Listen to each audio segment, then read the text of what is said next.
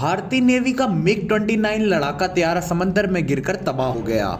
भारतीय media reports में बताया गया है कि भारतीय बहरिया के मिग-29 तैयारा बहरिया अरब पर हादसे का शिकार है, जबकि हादसे के बाद से मिग-29 तैयारे का एक पायलट भी लापता है, जिसकी तलाश के लिए कोशिशें जारी हैं। ताहम जबकि दूसरे पायलट को तलाश कर लिया गया है। हादसे का शिकार होने वाला तैयारा भारतीय नेवी का तैयारा था, जो कि 26 नवंबर को मामूल के मिशन पर रवाना हुआ।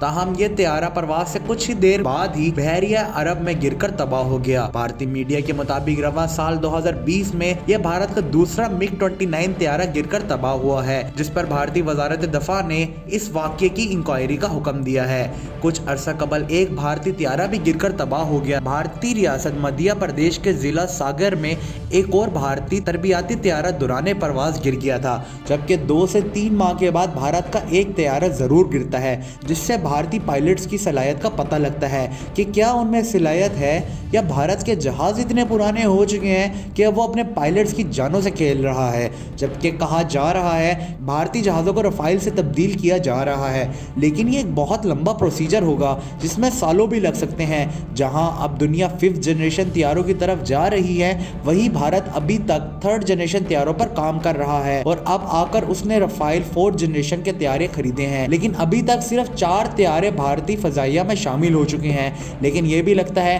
कि इन तैयारों को भी भारत ने बड़ा संभाल कर रखा हुआ है कि कहीं चीन या पाकिस्तान में से कोई मुल्क इन तैयारों को भी चित ना कर दे।